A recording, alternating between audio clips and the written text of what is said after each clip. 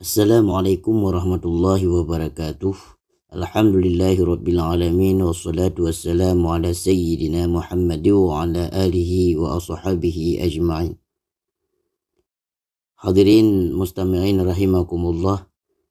Pada kesempatan kali ini kita insyaallah akan menyambung kisah daripada sahabat Rasulullah yang perempuan, yaitu Asma binti Abu Bakar. Asma sempat mengalami masa-masa sulit dalam kehidupannya, kemudian berbalik menjadi kelimpahan. Tetapi semua itu tidak merubah kesalehannya dan ia tetap teguh memegang kebenaran. Allah memanjangkan usia Asma dan ia mengalami masa-masa fitnah. Hingga saat beralihnya kekuasaan ke tangan dinasti Bani Umayyah ketika ia melahirkan putranya Abdullah bin Zubair, dan putranya tersebut dibawa kepada Rasulullah. Beliau melihat suatu gambaran jalan kehidupan putranya tersebut. Beliau bersabda tentang Abdullah bin Zubair kepada Asma, dia laksana domba yang dikelilingi harimau yang berbulu domba. Inilah sabda Rasulullah kepada Asma tentang anaknya Abdullah. Setelah peristiwa Karbala dan Harrah di Madinah, disusul kemudian dengan kematian Yazid bin Muawiyah, masyarakat Hijaz dan sekitarnya membaiat putra Asma, yaitu Abdullah bin Zubair sebagai khalifah dengan kedudukannya di kota Mekah. Sementara di Syam, Bani Umayyah mengangkat Marwan bin Hakam, kemudian digantikan oleh putranya Marwan sendiri. Khalifah Abdul Malik ini membentuk pasukan besar berkekuatan 40.000 orang dengan komandannya yang sangat kejam, Hajjaj bin Yusuf As-Saqafi, untuk menyerang Mekah, khususnya untuk membunuh Abdullah bin Zubair.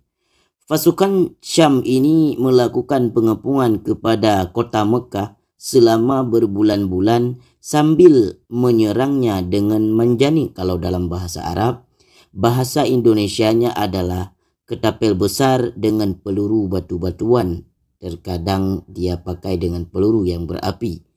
Sehingga sebahagian Masjidil Haram dan Ka'bah mengalami kerusakan akibat pengepungan ini. Sebagian besar anggota pasukan Ibnu Zubair menyerah ataupun membelot ke pasukan Hajjaj tersebut karena kekurangan makanan dan kelaparan. Tetapi ada juga karena berbagai tawaran kenikmatan duniawiyah yang ditawarkan oleh Hajjaj, makanya ia membelot. Para pengikut yang setia mendampingi Ibnu Zubair makin sedikit dan ia mengkhawatirkan keselamatan mereka. Tetapi mereka ini tidak mau meninggalkannya sendiri sebagaimana teman-temannya walau nyawa harus menjadi taruhannya. Abdullah bin Zubair menemui ibunya Asma binti Abu Bakar yang telah berusia sekitar 97 tahun pada ketika itu dan matanya pun telah sakit sehingga didera buta, untuk mendiskusikan masalah yang dihadapinya. Ibnu Zubair menceritakan situasi yang sedang dihadapinya itu kepada ibunya dan berbagai kemungkinan yang terjadi pada pasukan yang dipimpinnya, yang jumlahnya memang sangat sedikit pada ketika itu. Mendengar penunturan putranya tersebut, Asma jadi teringat dengan ramalan Nabi SAW saat melahirkannya. Inilah masa yang digambarkan oleh Rasulullah SAW untuk putranya.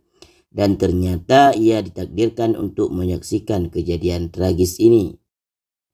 Sebagai seorang ibu yang berhati tegar dan sangat teguh memegang kebenaran, Asma pun berkata, "Demi Allah, wahai anakku, engkau lebih tahu tentang dirimu.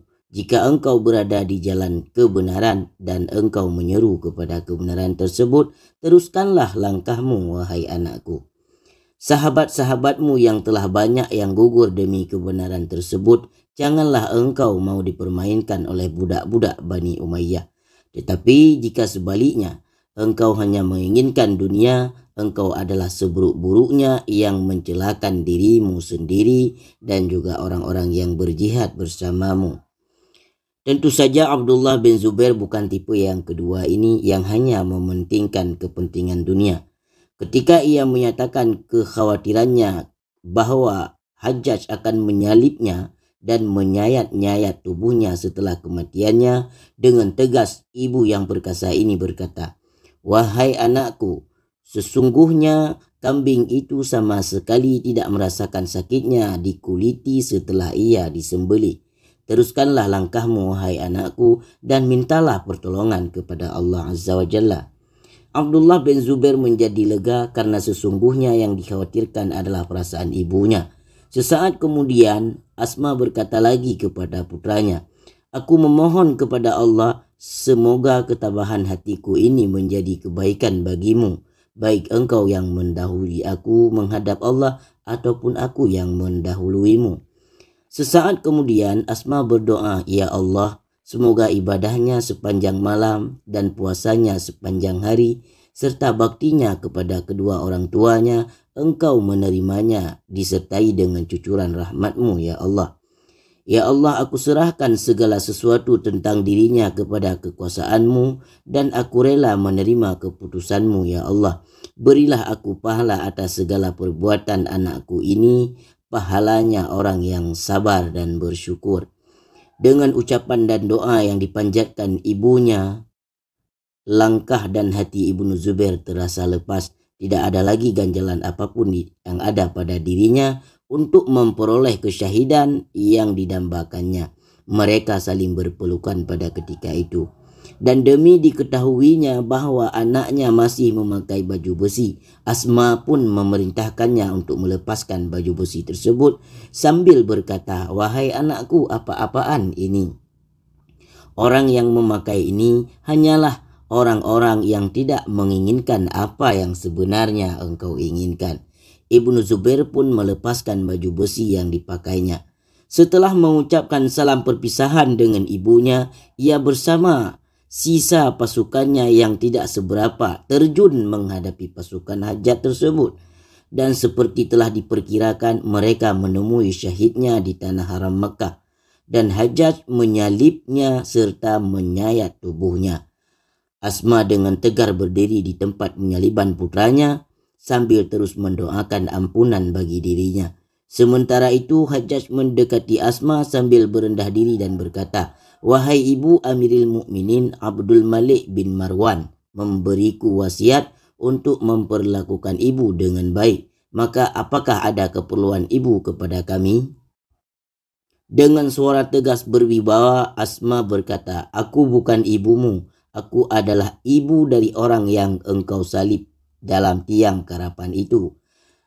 Hanya aku ingin menyampaikan satu ucapan Rasulullah SAW kepadamu. Beliau bersabda, akan muncul dari Thaqif seorang pembohong dan seorang durjana yang sangat jahat.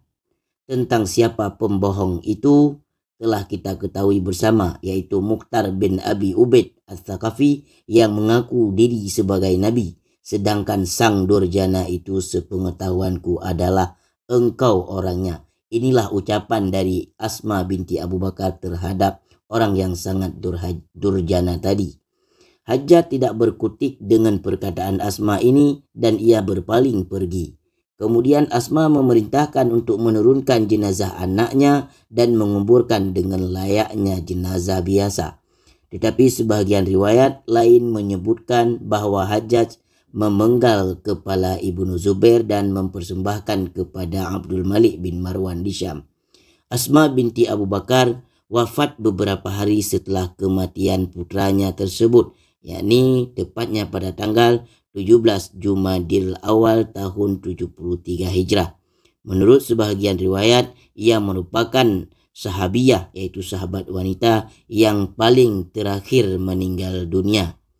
Mungkin untuk cerita Asma hanya ini yang dapat saya sampaikan.